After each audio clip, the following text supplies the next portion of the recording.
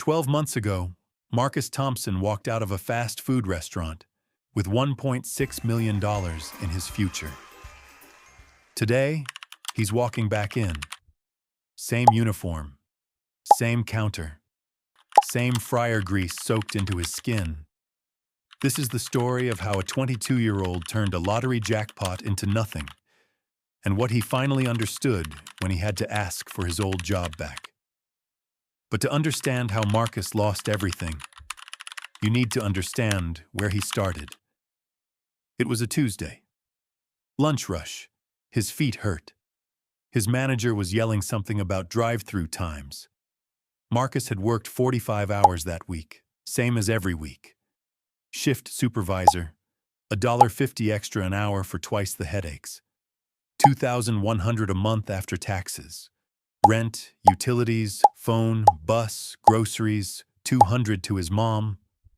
By the time each paycheck cleared, he had maybe $40 left. Sometimes less. His checking account never climbed above $400, no matter how hard he worked.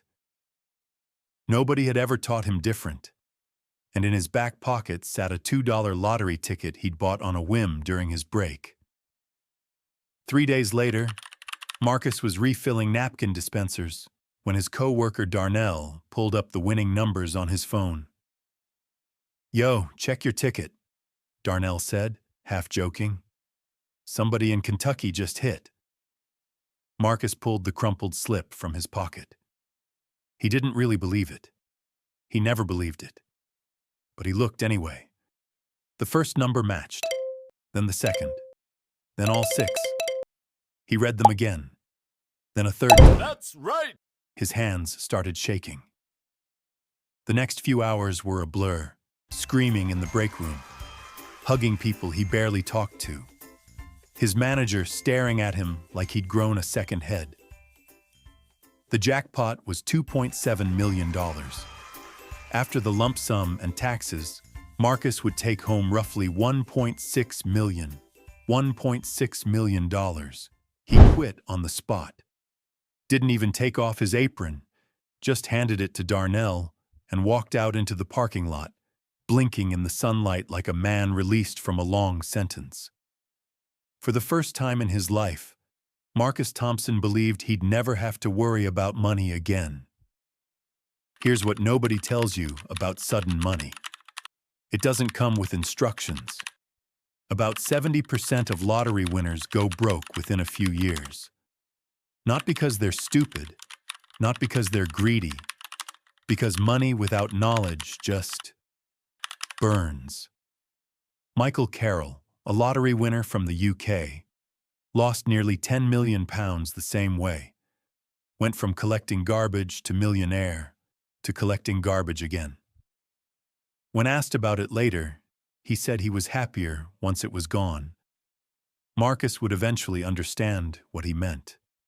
But not yet. He'd spent his whole life watching money leave. Now it had finally arrived, and he did what anyone in his shoes would do. He took care of his people. The first month felt like a movie. He paid off the $1,200 he owed his aunt. Done. Gone. That weight off his shoulders alone felt like a miracle. He bought his mom a car. Nothing crazy, just a reliable sedan, $38,000. She cried when he handed her the keys, said she'd never owned anything that nice in her life. He moved out of his cramped apartment and into a 2-bedroom place downtown. $2,800 a month. Doorman, gym in the basement. The kind of place he used to walk past and wonder who lived there. Now he did. He bought himself a car too. German, $52,000, leather seats that cooled in the summer. Then he threw a party, a big one, rented out a venue, open bar, catered food, $15,000 for one night. That's 7 months of rent at his old apartment. Gone before the ice melted. By the end of month 2, Marcus had spent just over $170,000. That was more than he'd earned in 8 years at that job. He didn't even notice. The requests started slowly, then all at once. His cousin had a business idea, a clothing brand. Just needed $50,000 to get it off the ground, and he'd pay Marcus back triple once it took off. Marcus said yes. How could he say no? This was family. He didn't ask for a business plan, didn't ask how the money would be used. He just sent the money. Because saying no felt like betrayal. 5 friends from the neighborhood came to him separately. Each one had a story. Each one needed help. He gave them $10,000 each, $50,000 total, just like that. His phone buzzed constantly. People he hadn't talked to since high school. Distant relatives. Friends of friends. Everyone had heard about the lottery guy from Louisville. And for the first time, Marcus felt like somebody. He started dating a woman named Keisha. She was beautiful, funny, and every weekend she had a new idea. Bottle service here, a designer bag there, a weekend trip somewhere warm. Marcus didn't mind. He had money now. This is what money was for. By month 5, Marcus had burned through roughly $600,000. His cousin's clothing brand had already failed. He never saw that $50,000 again. Somewhere around month 6, Marcus checked his balance late one night. It was lower than he expected.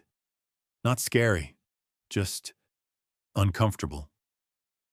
He closed the app and told himself he'd look again after the weekend. He never did. That same month, Marcus discovered casinos. It started as entertainment. Just something to do on a Wednesday night. But the high of winning, even small amounts, reminded him of how he felt when he first checked that ticket. The numbers had become too big, too abstract. What was another 5,000 when you had over 1 million? Except he didn't have over 1 million. Not anymore. His bank balance had dropped to 400,000. That sounds like a lot. But he'd burned through over $1 million in 6 months. At this rate, he'd be broke before his next birthday. The people around him started to shift. Friends who'd been grateful for loans stopped calling.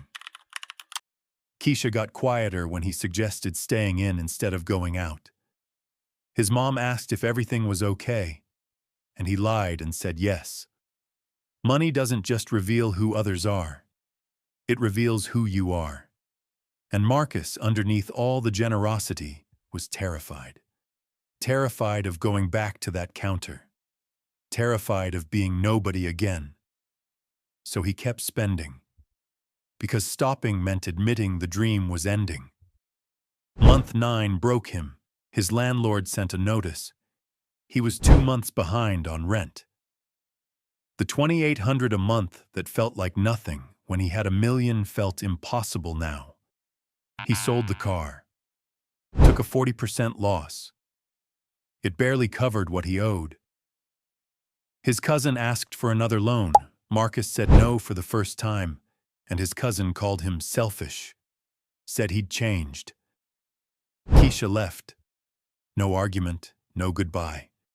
She just stopped responding to texts, like he was a subscription she'd canceled. By month 11, Marcus had $23,000 left. He did the math one night, sitting on the floor of his apartment surrounded by boxes. $23,000. He'd started with $1.6 million. In less than a year, he'd lost over $1.5 million, and he had almost nothing to show for it. The hardest walk of Marcus's life wasn't the one out of that restaurant when he won. It was the walk back in. He stood in the parking lot for 20 minutes, trying to make his legs move. His old manager was still there. So was Darnell. So was the same fryer smell that had soaked into his skin for 4 years.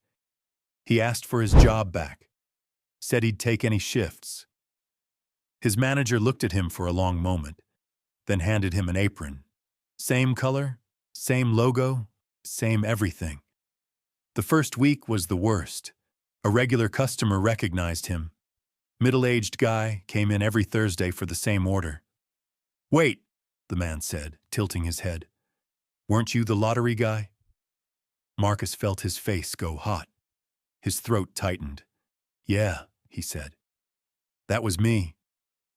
The man didn't ask what happened. Didn't have to. The uniform said everything. Here's the part most people don't talk about.